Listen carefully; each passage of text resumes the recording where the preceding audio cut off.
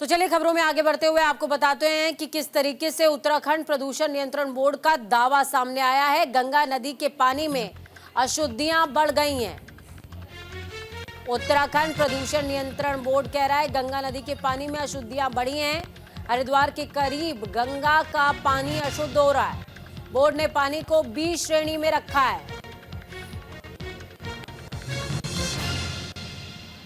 और कह रहा है कि गंगा का पानी अब सिर्फ नहाने लायक है। हरिद्वार में गंगा जल अब पीने योग्य नहीं बचा। गंगा की स्वच्छता के लिए सरकार की ओर से तमाम कदम उठाए गए। सामाजिक संगठनों ने भी इसमें बढ़ चढ़कर हिस्सा लिया है, लेकिन गंगा की स्वच्छता पूरी तरह वापस नहीं आ पाई है। प्रदूषण नियंत्रण बोर्ड की हालिया रिपोर्ट में यह पाया गया है कि हरिद्वार में गंगा जल पीने योग्य नहीं बचा है। प्रदूषण नियंत्रण बोर्ड कह रहा है मासिक सर्वे यानी कि मंथली सर्वे जो होता है उसमें गंगा जल में फिकल कॉलिफॉर्म यानी कि अपशिष्ट की मात्रा ज्यादा पाई गई है। रिपोर्ट में गंगा जल बी श्रेणी का बताया गया है। इसका मतलब है कि गंगा जल में नहाया तो जा सकता है, लेकिन अब वो पीने लायक नहीं बचा है। जनपद हरिद्वार में गंगा की जल गुणवत्ता को मापने के लिए 8 स्टेशन उत्तराखंड प्रदूषण नियंत्रण बोर्ड ने फिक्स किए गए हैं। प्रत्येक माह उन 8 स्टेशनों पर पानी की जल की गुणवत्ता का अनुश्रवण किया जाता है और उस गुणवत्ता के आधार पर ये जल की क्वालिटी क्या है इसका निर्धारण किया जाता है। हमारे पास अगर हम सबसे पहले कहें तो बिंदु घाट हरिद्वार की अपस्ट्रीम में, फिर हर की पौड़ी में, ललितराव ब्रिज में, ऋषिकुल में, उसके बाद डाउन स्ट्रीम में हम बाला कुमारी मंदिर और उसके बाद लास्ट जो हमारा बॉर्डर है उस बॉर्डर पर कुल मिला के 8 पॉइंट्स हैं जिस पर हमारे द्वारा जल की गुणवत्ता का अनुश्रवण किया जा रहा है। स्नान करते हैं, ये एकमात्र गंगा जल ऐसा है जिस समय गंगा जल को हम लोग पान करने से जितनी भी हमारे शरीर की व्याधियां हैं वो दूर हो जाती हैं। कैंसर तक के रोग ठीक होने का दावा बड़े बड़े लोग इससे कर चुके हैं और ये सत्यता है कि इससे कैंसर जैसे रोग दूर हो जाते हैं। और जिस समय जिसको सबसे ज्यादा अवगुणी जल ये लोग वैज्ञानिक कहते हैं, जो गादली गंगा जिस समय श्रावण मास के समय बरसात के समय में जब आती है, उस समय अगर 3 आचमन जल व्यक्ति कर ले तो उसकी पेट की जो बीमारी है पूरी प्रकार से ठीक हो जाती है। ये तो पूरी तरीके से गुणवत्ता युक्त जल है।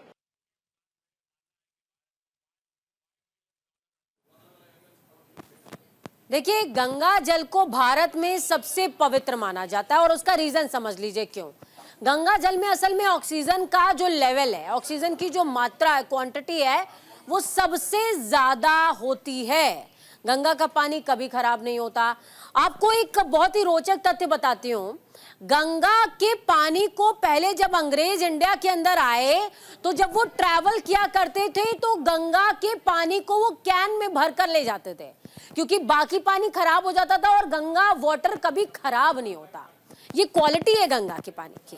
अब उत्तराखंड प्रदूषण नियंत्रण बोर्ड ये दावा कर रहा है, हालांकि ये मंथली रिपोर्ट है, हो सकता है कि ये दावा नेक्स्ट रिपोर्ट में शिफ्ट हो जाए, लेकिन फिलहाल दावा ये कि हरिद्वार में अब गंगा का पानी पीने लायक नहीं है।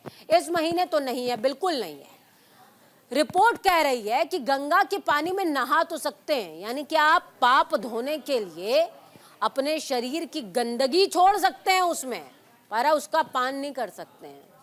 ये सबक भी है कि क्या मां सिर्फ मैली करने के लिए होती है। हरिद्वार में गंगा नदी का पानी बी ग्रेड का पाया गया है। ये हम सब भारतवासियों के लिए एक शर्म का विषय है। पीने के लिए असुरक्षित है, लेकिन नहाने के लिए उपयुक्त है ये पानी। गंगा जल हर महीने इसकी जांच होती है। उत्तराखंड प्रदूषण नियंत्रण बोर्ड उत्तर प्रदेश की सीमा पर 8 जगहों पर यह जांच करता है और नवंबर महीने के परीक्षण में गंगा जल अशुद्ध पाया गया है। हालांकि हम दिसंबर में ये बात कर रहे हैं, लेकिन ये पिछले महीने की रिपोर्ट है, उसमें अशुद्ध पाया गया है जल। नदी के पानी को 5 श्रेणियों में आवंटित किया जाता है, यानी कि डिवाइड किया जाता है, जिसमें ग्रेड ए यानी कि सबसे कम जहरीला, पीने के लिए सबसे उपयुक्त और ई सबसे ज्यादा जहरीला पानी होता है। और गंगा का पानी बी ग्रेड का पाया गया है, यानी कि नहाने के लिए तो उपयुक्त है लेकिन पीने के लिए थोड़ा विषाक्त है। 60 साल पूरे होते ही मंजूर हुई वृद्धावस्था पेंशन। बड़ी अपडेट आपको बता रहे हैं, सीएम धामी ने 61 बुजुर्गों को जारी कर दी है पेंशन। ये बड़ी अपडेट है। उत्तराखंड के बुजुर्गों के लिए 61 बुजुर्गों की ऑनलाइन पेंशन मंजूर हो गई है। पति पत्नी दोनों को वृद्धावस्था पेंशन उत्तराखंड में मिलेगी। सीएम पुष्कर सिंह धामी के निर्देश पर प्रदेश में पहली बार 60 साल जो बुजुर्ग पूरे कर चुके हैं ऐसे 61 बुजुर्गों की ऑनलाइन पेंशन मंजूर हो गई है। कल सीएम ने सचिवालय में सितंबर 2024 से अक्टूबर के बीच 60 वर्ष की आयु पूरी करने वाले 61 लोगों को ऑनलाइन के जरिए वृद्धावस्था पेंशन जारी की है। सीएम ने कहा कि समाज कल्याण विभाग के पेंशन पोर्टल पर अब 59 वर्ष 6 माह की आयु पूरी करने के बाद भी वृद्धावस्था पेंशन के लिए आवेदन किया जा सकता है। आवेदन का फॉर्म स्वीकृति के बाद जिस महीने से आवेदक 60 साल की आयु पूरी कर लेगा उसी महीने के एंड से उसकी वृद्धावस्था पेंशन शुरू हो जाएगी। वहीं जो वृद्धावस्था पेंशन है उसको 1200 से 1500 कर दिया गया है। उत्तराखंड निकाय चुनाव से जुड़ी बड़ी अपडेट आपको दे रहे हैं। ओबीसी आरक्षण का अध्यादेश राजभवन में अटक चुका है। चुनाव के लिए सुप्रीम कोर्ट का आदेश भी विकल्प है। इस हफ्ते चुनावों को लेकर जो तस्वीर है वो क्रिस्टल क्लियर यानी कि साफ हो जाएगी। सरकार ने कैबिनेट से मंजूरी के बाद मलिन बस्ती और निकायों के ओबीसी आरक्षण में बदलाव संबंधी अध्यादेश को राजभवन भेजा था। कल मलिन बस्ती के अध्यादेशों को तो मंजूरी मिल गई, लेकिन ओबीसी आरक्षण में बदलाव का अध्यादेश राजभवन में अभी भी अटका हुआ है। राज्य के 102 नगर निकायों में ओबीसी आरक्षण संबंधी अध्यादेश अभी राजभवन में अटका है। राजभवन ने 2 में से केवल मलिन बस्तियों के अध्यादेश को मंजूरी दी है। इधर निकाय चुनाव के लिए सरकार के पास सुप्रीम कोर्ट के आदेश को आधार बनाने का विकल्प भी खुला हुआ है। इस सप्ताह इस पर तस्वीर साफ होने की संभावना है।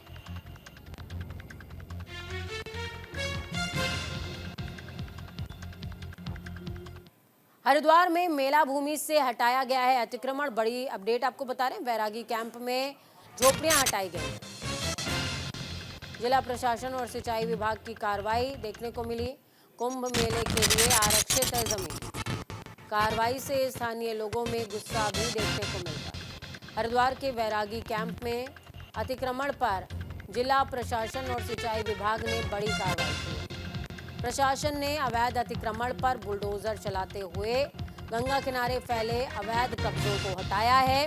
कुंभ मेले के लिए आरक्षित भूमि पर कई सालों से अवैध कब्जा था।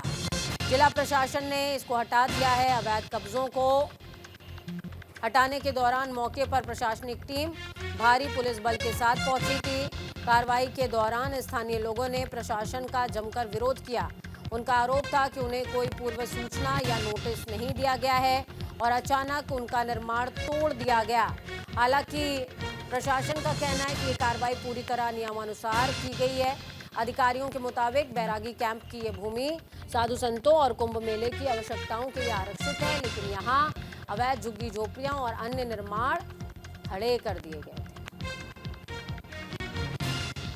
ऐसा है, ये जो है मेला ग्राउंड है, कुंभ ग्राउंड इसको कहते हैं। ये उत्तर प्रदेश सरकार की ज़मीन है और इस पर बहुत दिनों से अतिक्रमण था, कई वर्षों से। इसको जो है हम लोगों ने नोटिस दे करके सब खाली करवा दिया है कि जिससे आगे होने वाले अतिक्रमण से भी बचा जा सके और मेला ग्राउंड हमारा खाली रहे कि जब कभी भी इस पे मेला लगे, कुंभ लगे तो इसका उपयोग किया जा सके। स्कूली बच्चों के शैक्षिक यात्रा के लिए एसओपी जारी हुई है। जी हां, शिक्षा महानिदेशक ने अधिकारियों को एसओपी जारी किए हैं, जिसमें निर्देश हैं छात्र छात्राओं को नदी नालों से दूर रखा जाए। बच्चों की सुरक्षा विभाग की पहली प्राथमिकता हो। यात्रा के दौरान बच्चों की मेडिकल हिस्ट्री का पता भी होना चाहिए।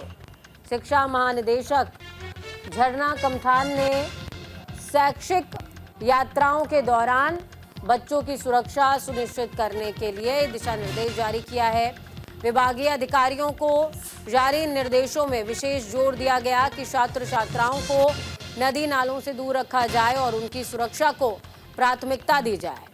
महानिदेशक ने कहा है कि प्रत्येक विद्यालय ये सुनिश्चित करे कि शैक्षिक यात्रा के दौरान हर छात्र की मेडिकल हिस्ट्री और अन्य आवश्यक जानकारी उपलब्ध हो। फर्स्ट एड बॉक्स साथ ले जाना अनिवार्य है और बच्चों के साथ जाने वाले शिक्षक या जो भी वॉलंटियर जा रहा है उसको प्राथमिक चिकित्सा और सीपीआर का प्रशिक्षण होना चाहिए। साथ ही पेरेंट्स से रिटर्न सहमति, उन्हें यात्रा के दौरान उठाए जाने वाले सभी सुरक्षा उपायों की जानकारी देना आवश्यक है।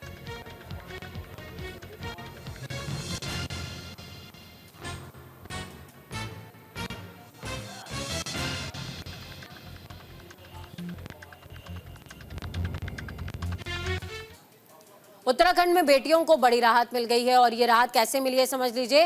नंदा गौरा योजना के लिए आवेदन की तारीख बढ़ा दी गई है। 31 दिसंबर तक आवेदन कर सकते हैं अभ्यर्थी। उत्तराखंड में बेटियों को अब बड़ी राहत मिल गई है। महिला सशक्तिकरण और बाल विकास मंत्री रेखा आर्या के निर्देश पर नंदा गौरा योजना के तहत वित्तीय वर्ष 2024-25 के लिए आवेदन करने की तिथि को 30 नवंबर से बढ़ाकर 31 दिसंबर कर दिया गया है। निदेशक महिला सशक्तिकरण और बाल विकास विभाग के प्रशांत आर्या की ओर से इसके आदेश जारी किए गए हैं। इस योजना के तहत इंटर पास करने के बाद छात्राओं को 51,000 रुपए की धनराशि उच्च शिक्षा के लिए दी जाती है। इस संबंध में आवेदन की समयावधि बढ़ाए जाने की मांग की गई थी। तो मंत्री रेखा आर्या ने सभी पात्र बालिकाओं और उनके अभिभावकों से प्रमाण पत्रों को जल्द पूरा करके आवेदन करने की अपील की। उन्होंने कहा, राज्य में कई पात्र बालिकाएं जरूरी प्रमाण पत्र न बन पाने से आवेदन नहीं कर पा रही थी। 1 महीने के बड़े समय का अभ्यर्थियों को फायदा मिलेगा।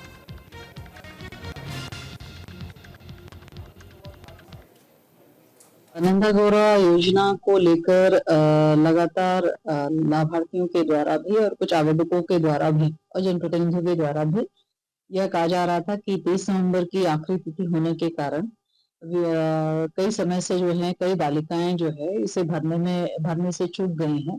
चूंकि ये प्रक्रिया ऑनलाइन है तो कुछ लोगों को इसमें दिक्कतें आई हैं, जिसके कारण से समय वृद्धि के लिए कहा गया और उनके अनुरोध को स्वीकार करते हुए 31 दिसंबर तक 1 महीने का जो है इसमें समय वृद्धि कर दी गई है, ताकि अधिक से अधिक आवेदन जो है वो 12वीं पास की हमारी बालिकाएं हैं वो कर पाए। अगली बड़ी अपडेट हरिद्वार से सामने आ रही है। टी सीरीज ट्रस्ट से 85 लाख की धोखाधड़ी हो गई। 5 भाइयों के खिलाफ मुकदमा दर्ज हुआ है। जमीन बेचने के नाम पर धोखाधड़ी हुई है। दोनों पक्षों से पूछताछ कर रही है police. T series charitable trust को जमीन बेचने के नाम पर करीबन 85 लाख की धोखाधड़ी करने का मामला सामने आया है। एसएसपी के आदेश पर ज्वालापुर पुलिस ने 5 भाइयों के खिलाफ धोखाधड़ी सहित कई धाराओं में मुकदमा दर्ज करके मामले की तफ्तीश शुरू कर दी। आपको बताते चलें, टी सीरीज कंपनी ने 5 भाइयों के साथ 6 करोड़ रुपए की जमीन का सौदा तय किया था। सौदे के तहत 85 लाख रुपए एडवांस दिए गए। आरोप यह है कि तय समय बीतने के बाद भी जमीन की रजिस्ट्री नहीं की गई। जब ट्रस्ट ने पैसा वापस मांगा तो जमीन बेचने वाले पक्ष ने पैसा लौटाने से भी इनकार कर दिया। पुलिस ने इस संबंध में ज्वालापुर कोतवाली में मामला दर्ज कर लिया है और जांच शुरू कर दी है। अधिकारी मामले की तह तक पहुंचने के लिए दोनों पक्षों से पूछताछ भी कर रहे हैं। ये गुलशन कुमार जी का जो ट्रस्ट है टी सीरीज वालों के, उनके प्रतिनिधि की ओर से यहाँ शिकायत प्राप्त हुई थी कि उनके ट्रस्ट द्वारा यहाँ पे ज़मीन खरीदने के लिए पैसे दिए गए थे। उस पैसे के 2 साल होने के उपरांत भी ना वो पैसा दिया गया, बल्कि उस ज़मीन को आगे भी एग्रीमेंट कर दिया गया बेचने के लिए। इस संबंध में जांच कराएगी। हरिद्वार में बीजेपी कार्यकर्ताओं का प्रदर्शन देखने को मिला। ये प्रदर्शन क्यों हुआ है समझिए। असल में चौकी इंचार्ज के खिलाफ धरना दिया है। पक्षपातपूर्ण कार्रवाई के खिलाफ प्रोटेस्ट कर रहे हैं बीजेपी के नेता। बीजेपी के नेता ने इंचार्ज पर आरोप लगाया है कि कार्यशैली उनकी जनहित के खिलाफ है। हरिद्वार में बीजेपी कार्यकर्ताओं ने चौकी इंचार्ज के विरुद्ध प्रदर्शन किया। दरअसल बीजेपी नेता हितेश चौहान ने चौकी इंचार्ज की कार्यप्रणाली को पक्षपातपूर्ण बताया है, साथ ही चौकी इंचार्ज पर मनमानी का आरोप भी लगाया। हितेश चौहान का कहना है कि चौकी इंचार्ज आए दिन मामलों में अपनी मनमानी करते हैं, जिससे स्थानीय जनता को भारी परेशानियों का सामना करना पड़ता है। उन्होंने कहा है कि इंचार्ज की कार्यशैली जनहित के खिलाफ है और इससे लोगों में असंतोष बढ़ रहा है। उसमें कोई बंदा है दूसरा, इरफान नाम है जिसकी दुकान है, तो पीछे ही कोई बंदा है, मेरे उसका नाम नहीं याद है रहा है, वो दुकान खरीदना चाह रहा है। इरफान ने वो दुकान उसको बेच भी दी थी। बीच में फिर बहुत सारे दलाल घुस गए उसमें, पैसा चक्कर खाने के चक्कर में, कि उन्होंने कहा कि यार क्यों खरीदने की जरूरत है, गांव में किसी के पेपर पापर तो होते नहीं है, या दुकान हम, प्रधान भी मिल गया होगा उसके साथ में, कि यार दुकान हम तुझे अपने आप नाम करा देंगे। उसके बाद चलो ठीक है, वो फिर पता चला उन्होंने कहा मैं खरीदता नहीं है, उनके पैसे पूसे का लेन देन कुछ हुआ। जो मैटर कम से कम 1 साल पुराना चला आ रहा, मेरे पास तो अभी आया हो पिछले 5-6 दिन से, 5-6 दिन से मेरे पास आया, भाई जी ऐसे ऐसे मैटर हो रहा। मैंने कहा यार तू तो सही आदमी है, 30-35 साल से तेरी दुकान है वहाँ गाँव में। मैं इंचार्ज साहब से मिला, उसके वकील को भी लेकर मिला, वकील ने सारी चीज समझाई। प्रधान ने पहले अपने लेटर हेड पर वह दुकान बिकवाई, फिर बिकवाने के बाद फिर नुकारा या जमीन ग्राम पंचायत की। भाई प्रधान तू बेवकूफ है, पहले बिकवा रहा अपने लेटर हेड पर, फिर ग्राम पंचायत की जमीन बता रहा। तो लक्सर में तहसील दिवस मनाया गया है। बड़ी अपडेट आपको बता रहे हैं, तहसील सभागार में आयोजित हुआ है कार्यक्रम। शिकायत लेकर पहुंचे 54 फरियादी। एसडीएम गोपाल सिंह चौहान ने शिरकत की। लक्सर तहसील सभागार में तहसील दिवस कार्यक्रम आयोजित हुआ। तहसील दिवस में एसडीएम गोपाल सिंह चौहान ने बतौर मुख्य अतिथि शिरकत की। तहसील दिवस में कुल 54 शिकायतें आई। एसडीएम गोपाल सिंह चौहान ने बताया ज्यादातर शिकायत राजस्व विभाग से संबंधित हैं। इसके अलावा जल निगम और पुलिस से संबंधित भी कई शिकायतें आई हैं। अवैध कच्ची शराब की बिक्री और किसानों के ट्यूबवेल से विद्युत मोटर चोरी किए जाने के संबंध में भी शिकायतें आई। इसके अलावा सड़कों और नालियों की सफाई से संबंधित भी शिकायतें एसडीएम को मिली।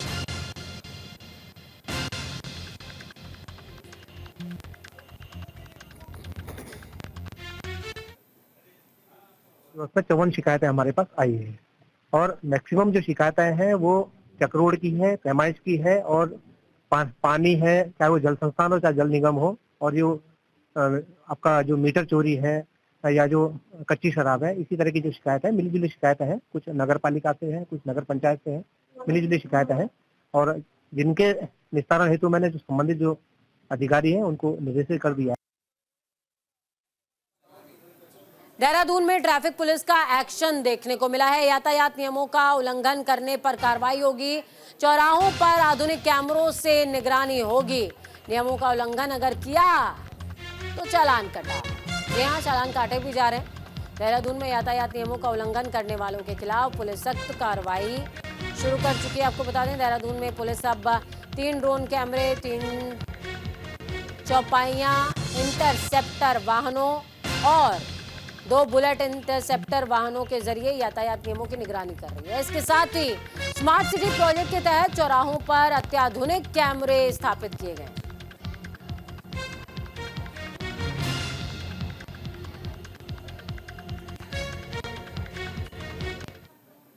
देखिए, जो यातायात प्रबंधन के लिए इन्फोर्समेंट की बात करें तो टोटल जिले में अभी 10 महीने के अंदर 1,21,000 से ज्यादा चालान अभी लोगों के हो चुके हैं, जिसमें अलग अलग कैटेगरीज हैं। और जो देखा जाए ड्रोन के माध्यम से अभी हमने इस साल जो है 5,000 से ऊपर चालान किए जो बिना हेलमेट या कोई यातायात वायलेशन करते हैं। साथ ही साथ जो ड्रंक एंड ड्राइविंग में भी 1,300 के करीब फिगर पहुंची इस साल, जो ड्रंक एंड ड्राइविंग में चलाते हुए पकड़े गए, गाड़ियां सीज हुई, अरेस्ट हुए हैं। साथ ही साथ हम अलग से एक इन्फोर्समेंट ड्राइव भी चला रहे हैं, जिसमें लोग गाड़ियों में बैठ कर जो ड्रिंक करते हैं या अन्य स्थानों पर, उनको भी पकड़ के थाने ला रहे हैं। इनकी भी संख्या करीब विगत 2 माह के अंदर ही 2,000 से ज्यादा है। तो ये ड्राइव सिर्फ इसलिए की जा रही है कि कहीं ना कहीं जो यातायात में देखा गया कि जो एक्सीडेंट्स के कारण होते हैं, ड्रिंकिंग के बाद ड्राइव करना हो, चाहे ओवर स्पीडिंग ड्रिंकिंग के बाद होती है, उसको देखते हुए ये मुहिम चलाई जा रही है। फिलहाल राजधानी एक्सप्रेस में खबरों का सफर यहीं तक। बुलेटिन के उस पार ताजा अपडेट्स के लिए देखते रहिए न्यूज़ इंडिया, क्योंकि हमें राष्ट्र की आवाज। नमस्कार।